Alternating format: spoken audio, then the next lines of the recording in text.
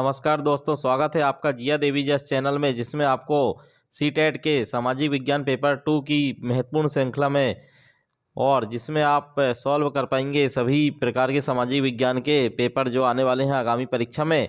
और माँ भगवती की कृपा आप सभी पर बनी रहे और आप सभी अच्छे नंबरों से पास हो, ऐसी अग्रिम शुभकामनाओं के साथ जय माता दी। शुरू करते हैं आज का सेशन। महत्वपूर्ण सेशन है ये, सभी लोग ध्यान से देखिएगा और लास्ट तक वीडियो देखिए, क्योंकि बहुत सारे क्वेश्चन इसमें से आ सकते हैं आपको इस बार। और सामाजिक विज्ञान का पेपर हम स्टार्ट करते हैं, तो देखते हैं पहला क्वेश्चन जो दिया गया है। क्वेश्चन नंबर 1 दिया है, विद्यार्थियों से प्रतिक्रिया प्राप्त करने का आदर्श प्रतीक्षा समय खालिस्तान के सही अनुपात में होना चाहिए। ऑप्शन में दिया हुआ है ए नंबर का, पिछले पाठों से प्रश्नों के उत्तर देने के लिए विद्यार्थियों द्वारा लिया गया समय। बी नंबर में वास्तविक जीवन में प्रश्न की प्रासंगिकता। और सी नंबर दिया गया है आपको, पाठ चर्चा में प्रकरण विशेष के लिए आवंटित समय। डी नंबर प्रश्न पर कठिनाई स्तर। तो इसका जो है राइट आंसर हो जाएगा प्रश्न पर कठिनाई स्तर। डी नंबर का ऑप्शन एकदम राइट है और आंसर हो जाएगा डी नंबर का, प्रश्न पर कठिनाई स्तर के सही अनुपात में होना चाहिए। नेक्स्ट क्वेश्चन देखते हैं। मान लीजिए आप विद्यालय शिक्षा बोर्ड के अध्यक्ष हैं। आप अपने अधिकार क्षेत्र के अंतर्गत आने वाले विद्यालयों की शिक्षा की महत्वपूर्ण गुणवत्ता को सुधारने के लिए क्या योजना बनाएंगे? इस प्रकार का प्रश्न खालिस्तान का एक उदाहरण है। तो इसका ऑप्शन दिया गया है ए नंबर का, निम्न स्तरीय अभिसारी। बी नंबर है निम्न स्तरीय प्रसारी और उच्च स्तरीय अपसारी। और डी नंबर दिया हुआ है उच्च स्तरीय अपसारी। तो इसका जो है करेक्ट आंसर हो जाएगा डी नंबर का। डी नंबर के ऑप्शन के साथ इसका करेक्ट आंसर हो जाएगा उच्च स्तरीय अपसारी का एक उदाहरण है। नेक्स्ट क्वेश्चन देखते हैं। सीखने खालिस्तान आकलन और अनुदेशन के बीच खालिस्तान के दृढ़ीकरण द्वारा सीखने को प्रभावित करता है। क्या प्रभावित करता है? का अंतर, ए नंबर। बी नंबर का भिन्नता। सी नंबर के लिए संबंधों। डी नंबर के लिए अंतर। तो ऑप्शन जो है चला जाएगा आपका सी नंबर के साथ। ऑप्शन हो जाएगा सी नंबर के साथ आपका, सी के लिए संबंध। सीखने के लिए आकलन और अनुदेशन के बीच संबंधों के दृढ़ीकरण द्वारा सीखने को प्रभावित करता है।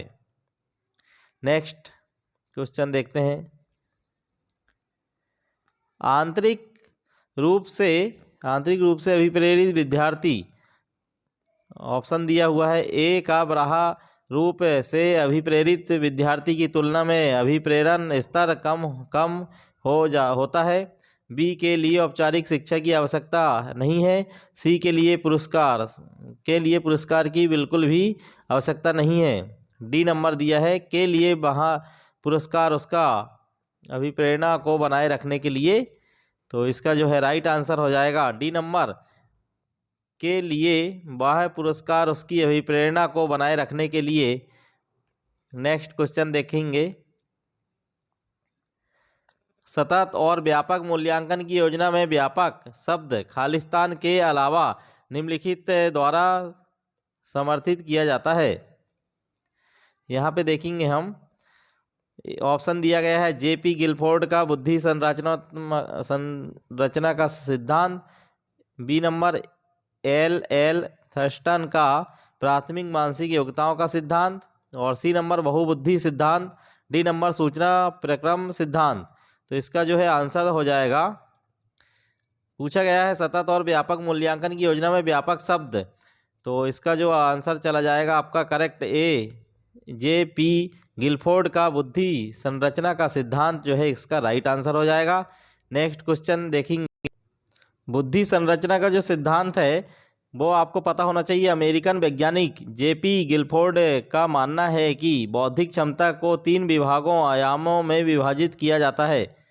और ये 3 आयाम कौन से हैं? अंतर्वस्तु, कार्यक्रम प्रक्रिया, परिणाम और 3 आयाम त्रिविमीय संरचना मॉडल बनाते हैं। गिलफोर्ड के बुद्धि संरचना सिद्धांत के अनुसार किसी व्यक्ति का बुद्धि परीक्षणों में प्रदर्शन के द्वारा आधारभूत बौद्धिक क्षमताओं और बौद्धिकताओं के कारकों का पता लगाया जा सकता है। बुद्धि संरचना सिद्धांत 3 आयामों अंतर्वस्तु, कार्यक्रम और परिणाम के गिर्द संगठित 180 तक बौद्धिक क्षमताओं को उत्पन्न करना। नेक्स्ट क्वेश्चन देखेंगे अब।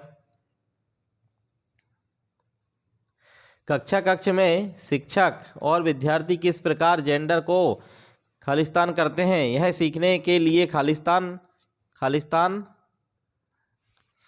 तो इसमें देखेंगे ऑप्शन दिया गया है। ए रूपांतरित को क्षुब्ध करता है, बी परिभाषित को कम प्रभावशाली करता है, सी दिया है व्याख्याति पर कोई प्रभाव नहीं पड़ता, डी नंबर का निर्मित पर प्रभाव डालता है। तो इसका जो है राइट आंसर हो जाएगा कक्ष में शिक्षक और विद्यार्थी किस प्रकार के जेंडर को रूपांतरित, जो है ए नंबर का ऑप्शन, रूपांतरित करते हैं। यह सीखने के वातावरण को क्षुब्ध करता है, यह सीखने के वातावरण को क्षुब्ध करता है, यहाँ पे आ जाएगा। और इसी के साथ नेक्स्ट क्वेश्चन देखेंगे। ये बहुत ही महत्वपूर्ण क्वेश्चन है, इन्हें आप बिल्कुल याद कर लीजिए। उपलब्धि अभिप्रेरणा है, उपलब्धि अभिप्रेरणा है किस चीज़ की? ऑप्शन दिया है सफलता व असफलता को समान रूप से स्वीकारने की तत्परता, बी नंबर बिना विचारे जल्दबाजी में कार्य करने की प्रवृत्ति, और सी नंबर चुनौतीपूर्ण कार्य करने में डटे रहने की प्रवृत्ति, असफलता से बचने की प्रवृत्ति। तो यहाँ पे जो हो जाएगा आपका करेक्ट आंसर सी हो जाएगा। चुनौती जो है सी नंबर का चुनौतीपूर्ण कार्य करने में डटे रहने की प्रवृत्ति है। क्या है? उपलब्धि प्रेरणा, ये आपको याद रखना है। नेक्स्ट क्वेश्चन देखेंगे। विज्ञान के प्रयोगों में सामान्यतः लड़के उपकरणों का नियंत्रण अपने हाथों में लेते हैं और लड़कियों से आंकड़ों को रिकॉर्ड करने अथवा बर्तनों को धोने के लिए कहते हैं। यह प्रवृत्ति दर्शाती है कि ए नंबर दिया हुआ है पुरुष और स्त्री की रूढ़िबद्ध भूमिकाएं विद्यालय में भी होती है, बी नंबर लड़के उपकरणों को ज़्यादा कुशलता से संभाल सकते हैं क्योंकि वे इस प्रकार के कार्य को करने में प्राकृतिक रूप से सक्षम होते हैं, सी नंबर लड़कियां नाजुक होने के कारण ऐसे काम करना पसंद करती है जिसमें ऊर्जा की खपत कम होती है, डी नंबर ऑप्शन दिया है लड़कियां बेहतर अवलोकन करता होती हैं और बिना किसी गलती के आंकड़ों का रिकॉर्ड रखती है। तो इसका जो है करेक्ट आंसर हो जाएगा ए नंबर का, क्योंकि पुरुष और स्त्री की रूढ़िबद्ध जो भूमिकाएं हैं विद्यालय में भी वो कहीं ना कहीं देखने को हमें मिलती है। तो पॉजिटिव, आपको नेगेटिव इसमें पहले कैंसिल कर देना है और पॉजिटिव आंसर ही चुनना है। सीबीएसई द्वारा प्रस्तावित समूह परियोजना खालिस्तान गतिविधि। नेक्स्ट क्वेश्चन दिया है सीबीएसई द्वारा प्रस्तावित समूह परियोजना गतिविधि खालिस्तान का एक सशक्त साधन है। खालिस्तान का एक सशक्त गतिविधि का एक सशक्त साधन है। क्या है? ए नंबर में रोजमर्रा के शिक्षण से होने वाले तनाव को दूर करने, अनेकता में एकता की संकल्पना का प्रचार प्रसार करने, सामाजिक भागीदारिता को सुगम बनाने, शिक्षकों के भार को हल्का करने के लिए। तो इसमें है करेक्ट आंसर जो आएगा आपका सामाजिक भागीदारी को सुगम बनाने के लिए जो है सीबीएसई द्वारा प्रस्तावित समूह परियोजना सामाजिक भागीदारी को सुगम बनाने का एक सशक्त और शक्तिशाली माध्यम है। नेक्स्ट क्वेश्चन देखेंगे 10वें नंबर में, और सभी लोग लाइक कर दीजिए ताकि आने वाले नेक्स्ट वीडियो में हमारा हौसला और बढ़े और बहुत सारी जो है पीजीटी के एग्ज़ाम के लिए और हम बहुत सारा मटेरियल आपको उपलब्ध करवाएं। तो एक लाइक कर दीजिए, सब्सक्राइब नहीं भी करेंगे तो कोई दिक्कत नहीं है, लाइक ज़रूरी है। रेवन का प्रोग्रेसिव मैट्रिसेस परीक्षण खालिस्तान परीक्षण का उदाहरण है। रेवन का प्रोग्रेसिव मैट्रिसेस परीक्षण खालिस्तान का उदाहरण है। ए दिया गया है समूह वृद्धि लाभांक, बी व्यक्तित्व, सी मौखिक बुद्धि लब्धांक और सी दिया है संस्कृत मुक्ति बुद्धि लब्धांक। तो इसका जो है करेक्ट आंसर हो जाएगा संस्कृति मुक्ति मुक्त बुद्धि लब्धांक परीक्षण का उदाहरण है। नेक्स्ट देखेंगे क्वेश्चन नंबर 11। निम्नलिखित में से कौन सा सिद्धांत पाठ्य योजना में शामिल नहीं है? निम्नलिखित में से कौन सा सिद्धांत पाठ्य योजना में शामिल नहीं है? जो पाठ्य योजना है उसमें कौन सा शामिल नहीं है? योजना की दृढ़ता, बी नंबर शिक्षार्थियों का ज्ञान, सी नंबर उद्देश्य की स्पष्टता और शिक्षण का ज्ञान। इसमें देखेंगे जो है इसका राइट आंसर हो जाएगा योजना की दृढ़ता जो है इसका करेक्ट आंसर है। नेक्स्ट क्वेश्चन, निःशुल्क एवं अनिवार्य शिक्षा का अधिनियम 2009, निःशुल्क एवं अनिवार्य शिक्षा का अधिकार 2009 में अनिवार्य शब्द का अर्थ है। देखिए अनिवार्य शिक्षा का अर्थ आपको यहाँ पे बताना है कि 2009 के अनुसार अनिवार्य शिक्षा का अर्थ जो है क्या होगा। तो बहुत ही महत्वपूर्ण क्वेश्चन है ये। तो ऐसे क्वेश्चन पूछे जाते हैं आपके सीटेट में जो कुछ भी पूछ सकते हैं, उन लोगों को कोई उसका भरोसा नहीं कि क्या पूछने वाले करके। देखिए कितना कहाँ से क्वेश्चन उठाया है और बहुत ही ज़बरदस्त क्वेश्चन। अनिवार्य शिक्षा का मतलब होता है भारत की विभिन्न बिंदुओं के लिए बाध्यता। अनिवार्य शिक्षा के तहत 6 साल से 14 साल, अनिवार्य शिक्षा के तहत जो है 6 से 14 साल तक के बच्चों, 6 से 14 साल तक के आयु के बच्चों को अनिवार्य उपस्थिति, पंजीयनकरण और प्राथमिक शिक्षा के पूर्ण होने को सुनिश्चित करना। मतलब कोई भी बच्चा छूटना नहीं चाहिए, सभी का पंजीयन होना चाहिए और सभी को सामान्य शिक्षा मिलना चाहिए। इसका उद्देश्य से आंसर हो जाएगा इसका उचित सरकारी दाखिले, क्योंकि सभी का दाखिला करवाना है स्कूल में। तो उचित सरकारी, बी नंबर ऑप्शन, उचित सरकारी दाखिले, उपस्थिति और प्रारंभिक शिक्षा की पूर्णता का सुनिश्चितीकरण। इसका हो जाएगा महत्व, अनिवार्य का अर्थ हो जाएगा। नेक्स्ट है अधिगमकर्ता का स्वनियमन का अर्थ क्या है? अधिगमनकर्ता का स्वनियमन का अर्थ क्या है? तो आंसर इसमें सबसे पहले हम अधिगम का अर्थ जानेंगे। विद्यालय शिक्षा का एक बड़ा उद्देश्य स्व अनुशासित विद्यार्थियों को विकसित करना है। विद्यालय शिक्षा का एक बहुत बड़ा उद्देश्य जो है स्व अनुशासित विद्यार्थियों को विकसित करना है। विद्यालयों के रूप में बच्चों को स्व अनुशासित होना और स्वतंत्र छात्र होना सिखाया जाता है, जिससे कि वे स्वयं के अधिगम का प्रबंधन कर सके। स्व अनुशासित विद्यार्थी वे होते हैं जो किसी क्रियाशील रचनात्मक प्रक्रिया में शामिल नहीं होते।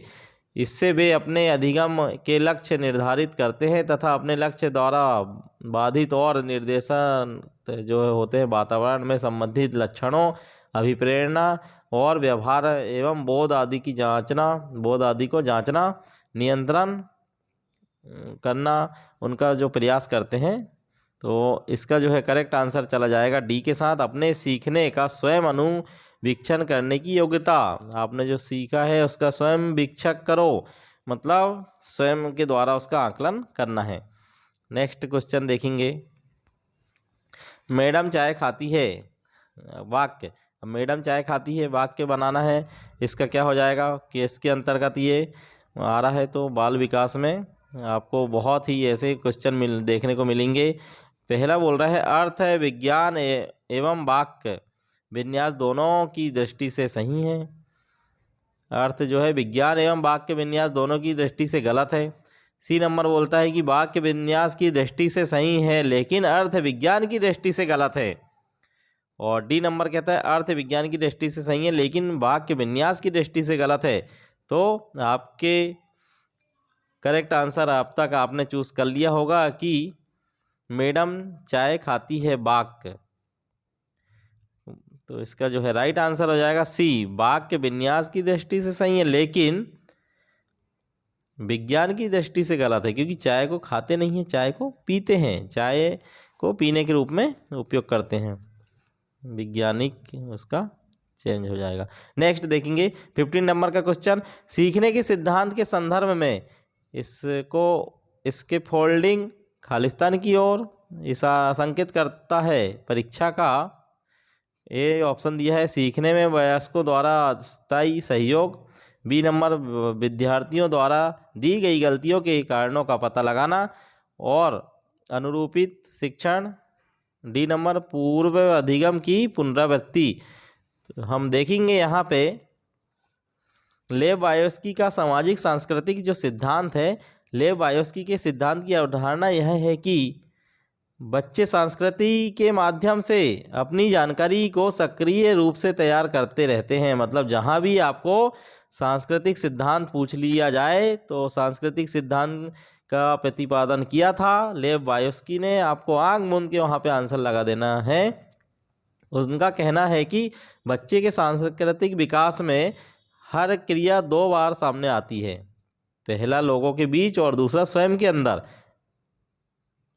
वायोस्की का मानना है कि भाषा इस विकास का अत्यंत महत्वपूर्ण हिस्सा है। उनका मानना है कि भाषा जो है विकास का बहुत ही महत्वपूर्ण हिस्सा है और विकास व भाषा सामाजिक आधार है, सामाजिक है और सांस्कृतिक भी है। यह भी बताते हैं ये कि बच्चे का संज्ञानात्मक विकास एक साझी प्रक्रिया है।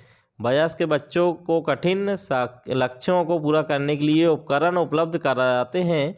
इस सिद्धांत के 2 पूरक मत हैं, निकटस्थ विकास का क्षेत्र और ढांचा, स्कैफोल्डिंग और ढांचा जो है।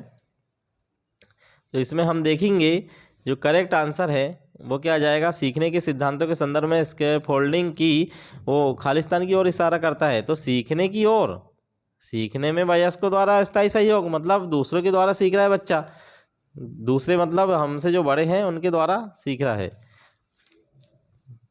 नेक्स्ट क्वेश्चन देखेंगे, एक महिला ने भोजन प्राप्त करने के लिए अपने बच्चे को बेच दिया। Oh my God. इस खबर को खालिस्तान के आधार पर अच्छी तरह समझा जा सकता है। किसके आधार पर समझा जा सकता है, तो यहाँ पे हम देखेंगे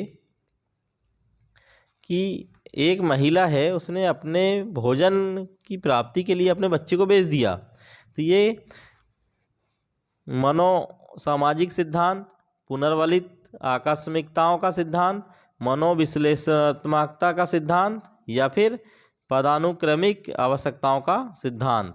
तो इसका जो है राइट आंसर चला जाएगा पदानुक्रमिक आवश्यकताओं का सिद्धांत। इसके साथ नेक्स्ट क्वेश्चन,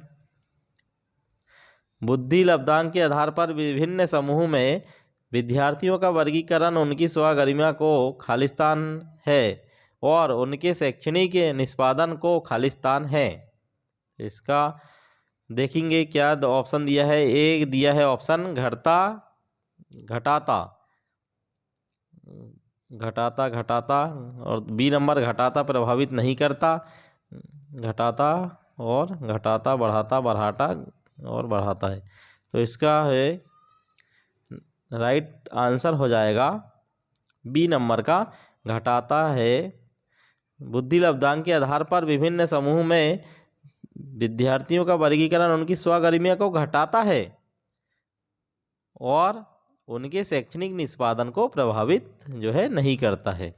ये हो जाएगा करेक्ट आंसर बी नंबर का। नेक्स्ट देखेंगे, जॉन ड्यूवी द्वारा समर्थित लेव विद्यालय के उदाहरण हैं।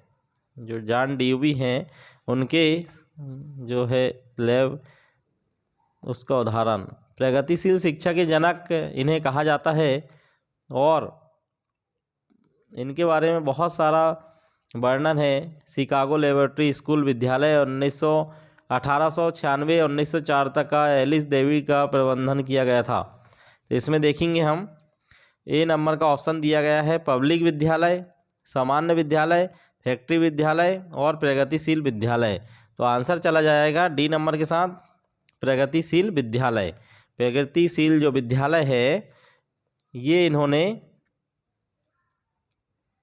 प्रगतिशील विद्यालय जो है इन्होंने स्थापित किया था और बहुत सारी इनकी अलग अलग गैर इंडियाना और डाल्टन मैसाच्यूसेट जो है बहुत सारी अलग अलग विद्यालय रहे हैं।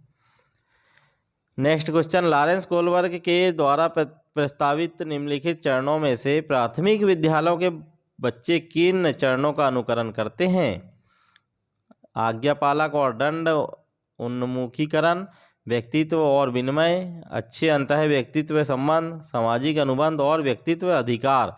तो इसका जो है राइट आंसर आपको देखना है, ए नंबर में दिया है BC और बी नंबर में BD, सी नंबर में AB और डी नंबर में दिया गया है A और C।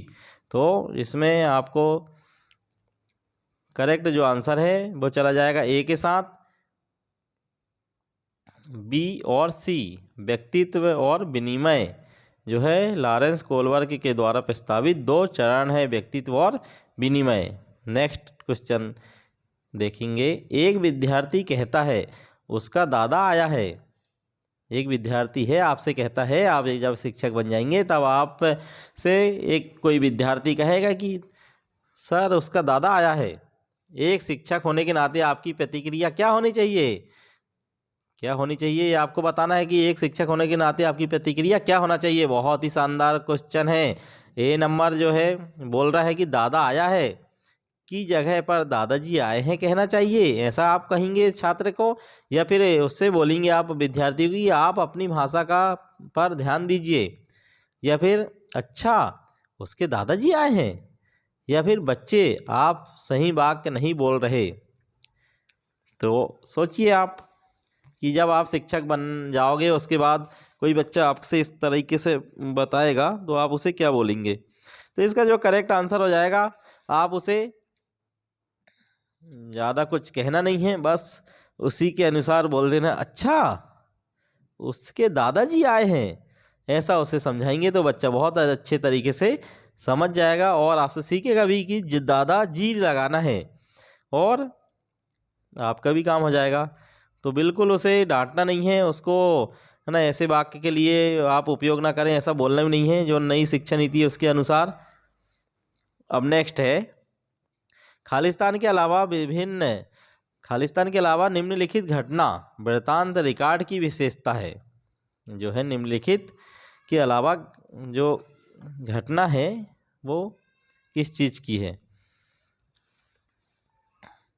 तो ए नंबर का ऑप्शन दिया है। पहले क्वेश्चन बोल रहा है कि खालिस्तान के अलावा, मतलब खालिस्तान के अलावा निम्नलिखित घटना वृत्तांत रिकॉर्ड की विशेषता है।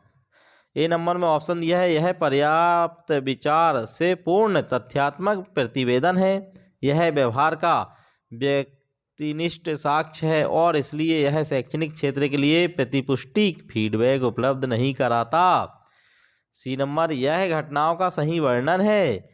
और डी नंबर बोल रहा है कि यह बच्चे के व्यक्तिगत विकास अथवा सामाजिक अंतःक्रियाओं को वर्णित करता है। तो सही आंसर जो हो जाएगा इसका वो हो जाएगा बी, यह व्यवहार का व्यक्तिनिष्ठ साक्ष्य है और इसलिए यह शैक्षिक क्षेत्र के लिए प्रतिपुष्टि फीडबैक उपलब्ध नहीं कराता। नेक्स्ट क्वेश्चन देखेंगे 22 नंबर का क्वेश्चन, मिश्रित आयु वर्ग वाले विद्यार्थियों की कक्षा से बाहर व्यवहार रखने वाले शिक्षक के लिए खालिस्तान का ज्ञान सर्वाधिक है। मतलब मिश्रित आयु वर्ग वाले विद्यार्थियों की कक्षा से व्यवहार रखने वाले शिक्षक के लिए खालिस्तान का ज्ञान सर्वाधिक महत्वपूर्ण है। कौन कौन सा ज्ञान रखना पड़ेगा ये आप देख लीजिए। यहाँ बताया गया है कि ए नंबर उनके अभिभावकों का व्यवसाय, सामाजिक आर्थिक पृष्ठभूमि या फिर सांस्कृतिक पृष्ठभूमि या फिर विकासात्मक अवस्थाएं। तो इसमें सबसे ज़्यादा आपको उसके पापा क्या करते हैं क्या नहीं करते हैं इस पर बिल्कुल चर्चा नहीं करना है। उसके पापा क्या कर रहे हैं क्या नहीं, हमें उससे क्या लेना देना, हम तो शिक्षक बन गए। हमें उसके सामाजिक आर्थिक पृष्ठभूमि, मतलब उसकी सामाजिक आर्थिक पृष्ठभूमि, मतलब उस कितना धनी है कितना क्या है घर पे, ये हमें पता नहीं करना है। और सांस्कृतिक पृष्ठभूमि में भी उसकी हमें देखना है। तो यहाँ पे ए गलत हो जाएगा, बी भी गलत हो जाएगा, सी भी गलत हो जाएगा और डी नंबर विकासात्मक अवस्थाएं उसकी हमें देखना पड़ेगा कि विकासात्मक जो है अवस्थाएं का ज्ञान सर्वाधिक महत्वपूर्ण है। हमें उसका ज्ञान होना चाहिए, उसके बाद ही हम उस पर बहुत अच्छा वर्क करके रिजल्ट दे पाएंगे। नेक्स्ट है प्रतिभाशाली बच्चे। अब प्रतिभाशाली बच्चे पूछा है, बहुत ही शानदार प्रश्न। प्रतिभाशाली बच्चे बिना किसी की सहायता के अपने सामर्थ्य का पूर्ण विकास करते हैं या फिर मानव के लिए महत्वपूर्ण किसी भी क्षेत्र में भावता है अच्छा निष्पादन करते हैं, या सी नंबर का समानता है शारीरिक रूप से कमजोर होते हैं और सामाजिक अंतःक्रिया में अच्छे नहीं होते।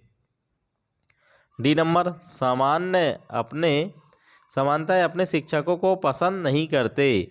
प्रतिभाशाली बच्चे के अपने शिक्षकों को पसंद नहीं करते, तो इसका जो है बिल्कुल नहीं, ये हो जाएगा गलत आंसर। नेक्स्ट फिर देखेंगे, प्रतिभाशाली बच्चे समानता है शारीरिक रूप से कमजोर होते हैं और सामाजिक अंतःक्रिया में अच्छे नहीं होते, ये भी रॉन्ग हो जाएगा। डी भी चला गया, सी भी चला गया। अब देखेंगे बी नंबर क्या बोल रहा है, मानव के लिए महत्वपूर्ण किसी भी क्षेत्र में अस्वभावता है अच्छा निष्पादन करते हैं। मानव के लिए निर्मित नहीं, ये तो पूरे संसार के लिए पढ़ाई कर रहे हैं, तो इसका जो राइट आंसर हो जाएगा बी ए नंबर का, बिना किसी की सहायता के अपने सामर्थ्य का पूर्ण विकास करते हैं। मतलब जो है ए नंबर के साथ प्रतिभाशाली बच्चे का ऑप्शन ए नंबर करेक्ट हो जाएगा। नेक्स्ट देखेंगे, संकल्पनाओं की व्यवस्थित प्रस्तुति विकास के निम्नलिखित किन सिद्धांतों से संबंधित हो सकती है। तो यहाँ ऑप्शन दिया हुआ है ए नंबर का, विकास के परिणाम स्वरूप वृद्धि होती है, विकास विषम जातीयता से स्वायत्तता की ओर अग्रसर होता है, सी नंबर विद्यार्थी विभिन्न दरों पर विकसित होते हैं, सी नंबर के बाद डी नंबर जो दिया है ऑप्शंस, विकास सापेक्ष रूप से क्रमिक होता है। तो इसका जो है राइट आंसर चला जाएगा संकल्पना विकास सापेक्ष रूप से क्रमिक होता है।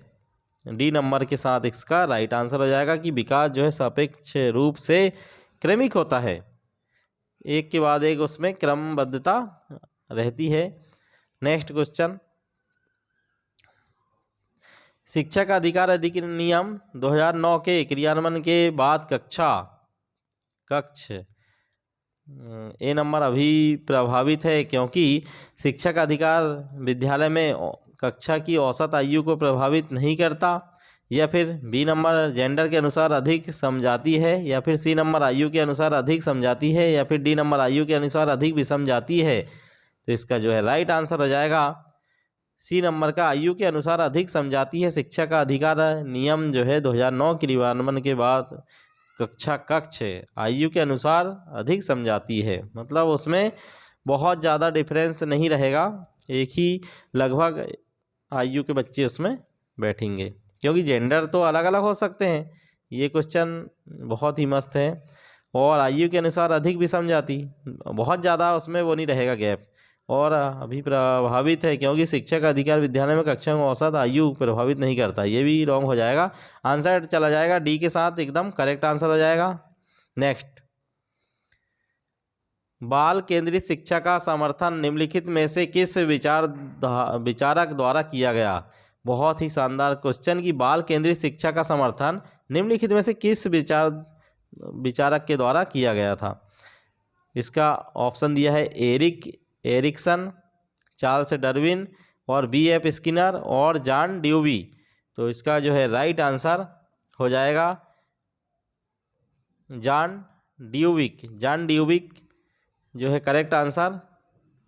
और नेक्स्ट क्वेश्चन में चलेंगे, उससे पहले हम देखेंगे कि बच्चों पर बाल केंद्रित गतिशील शिक्षा आंदोलन का नेतृत्व और प्रचार भी जो किया था जॉन ड्यूवी ने। कभी आपसे पूछ ले कि जॉन डेवी ने कौन सा आंदोलन किया था, तो बच्चों पर केंद्रित प्रगतिशील शिक्षा आंदोलन किया था इन्होंने।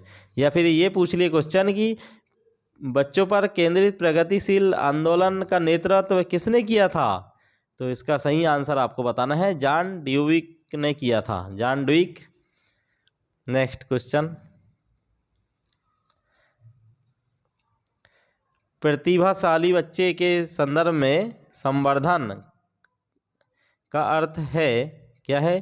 प्रतिभाशाली बच्चे के संदर्भ में संवर्धन का अर्थ है, एक्सीलरेशन का अर्थ है क्या है? ऐसे विद्यार्थी को वर्तमान स्तर ग्रेड को छोड़कर अगले स्तर ग्रेड में प्रोन्नत करना, आकलन की प्रक्रिया का संवर्धन करना, शैक्षणिक गतिविधि में संपादन में संवर्धन करना, सह शैक्षणिक गतिविधियों में संपादन की गति को बढ़ाना। तो इसका राइट आंसर हो जाएगा ए नंबर का, ऐसे विद्यार्थी को वर्तमान स्तर ग्रेड को छोड़कर अगले उच्च स्तर ग्रेड में प्रोन्नत करना। जो प्रतिभाशाली बच्चे हैं उन्हें आप वर्तमान को छोड़ के और आगे, मतलब वर्तमान में उनको सब बन रहा है तो उन्हें आगे पहुंचाइए, उन्हें रोकिएगा नहीं। नेक्स्ट है, एकल अभिभावक वाले बच्चों को पढ़ाते समय शिक्षक को खालिस्तान करना चाहिए। क्या करना चाहिए? तो एकल अभिभावक वाले बच्चों को पढ़ाते समय शिक्षक को स्थिर और एकरूप वातावरण उपलब्ध कराना चाहिए। इस तथ्य को अनदेखा करना चाहिए और ऐसे बच्चे के साथ अन्य बच्चों के समान व्यवहार करना चाहिए। इस प्रकार के बच्चों के साथ भिन्न प्रकार से व्यवहार करना चाहिए। ऐसे बच्चों को कम गृह कार्य देना चाहिए।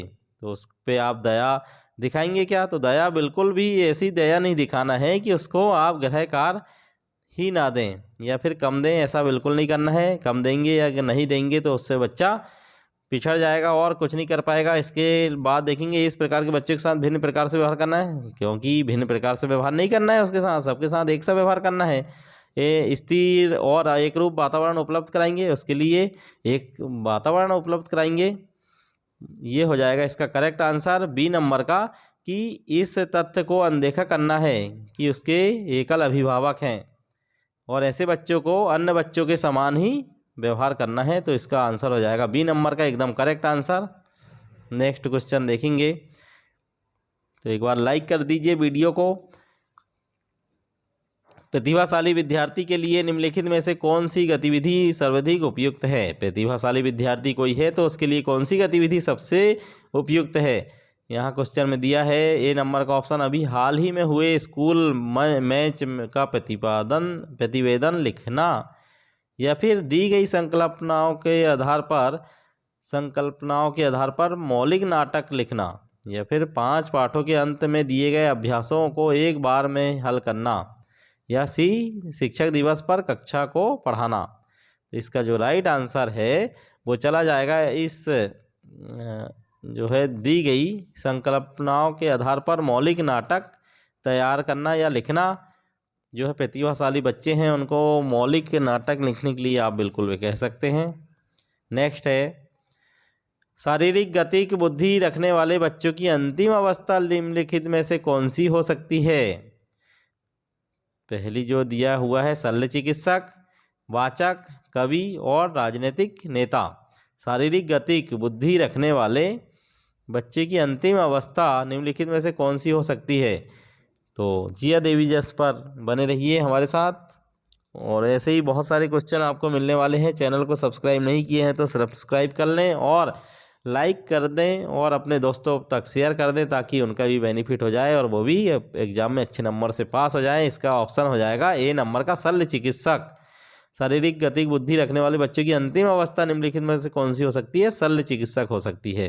तो बहुत ही शानदार आज का सेशन रहा अपना, और सीटेट पीजीटी के भी ऑल टीचर एबिलिटी टेस्ट के लिए अच्छे नंबरों से पास होने के लिए आपको अग्रिम शुभकामनाएं। सब्सक्राइब कीजिए जिया देवी जस चैनल को और लाइक कीजिए और अपने दोस्तों तक शेयर कीजिए। थैंक यू, धन्यवाद।